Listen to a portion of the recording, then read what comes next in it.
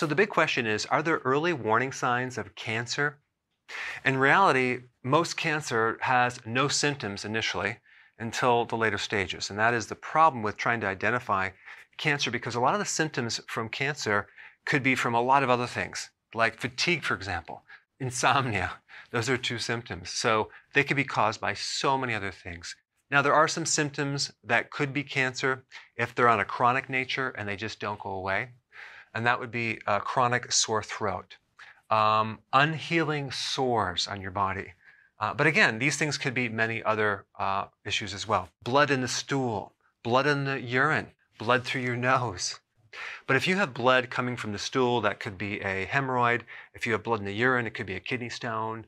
If you have a bloody nose, that could be just a sinus issue. Let's say your sinuses are dry.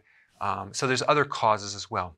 A persistent fever that just doesn't go away means that your immune system is trying to fight something off. Swollen glands, okay? So if your glands just don't resolve over a reasonable period of time, that potentially could be one symptom of cancer. But again, most of the time, there's no symptoms for cancer. Now, the main thing is you don't want to live in fear. You don't want to worry about, do I have cancer? Do I not have cancer? What you want to do is you want to actively and aggressively avoid cancer. You want to prevent cancer by living healthily. There's a couple things you need to know about cancer. Number one, cancer lives on sugar. It can also live on two different amino acids, okay? Those are building blocks to protein, glutamine and glycine, okay? Now, here's the problem. These two amino acids are in pretty much every single food that you eat. So realize this. It's not those amino acids that cause cancer.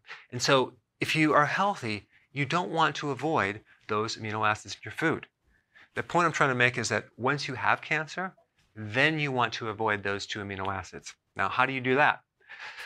One way is intermittent fasting. That way you're cutting down the frequency of consuming those amino acids, and that will help. And also, fasting in general is very good for preventing cancer. There's a lot of reasons for that. I'm going to put a link down below for more data on that specific point. If you're healthy, you don't have to avoid these amino acids, just avoid the sugar. So if you have cancer, okay, what you could do is you could take all the essential amino acids and just avoid these two, because these two are non-essential. You don't need them. In America, cancer is the second leading cause of death. So there are several preventative things that you can do to avoid cancer. Number one, get on a ketogenic diet, reduce your carbs, avoid sugar.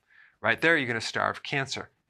Tumors, for example, cannot live on ketones. So going on a ketogenic diet is going to be a very, very smart thing.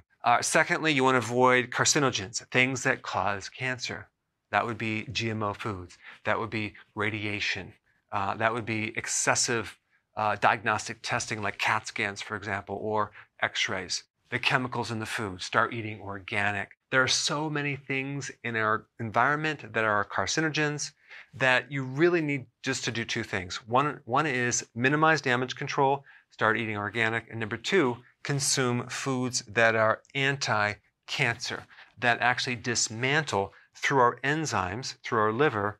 They're called phase 1, phase 2 enzymes that help to turn these poisons into harmless particles. So if you consume a lot of these foods, which I recommend in my eating plan, it's a healthy keto plan, okay? And you do intermittent fasting, you're going to be in pretty good shape to minimize your potential risk of getting cancer. So the main point of this video is not to live in fear, because I believe that is even a trigger for getting cancer, but to actively just live a healthy lifestyle to avoid cancer as long as possible. All right, guys. Thanks for watching. Hey guys, how do you like my new board, right? No more markers. Man, this is going to be so great, because what I was doing before is basically filling up these markers with ink on a daily basis because they don't last very long.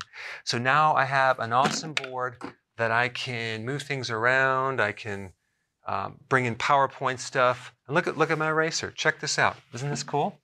Look at that. I love it. No more ink. Still learning how to use this board, but I'm going to have some fun with it. All right. See you in the next video.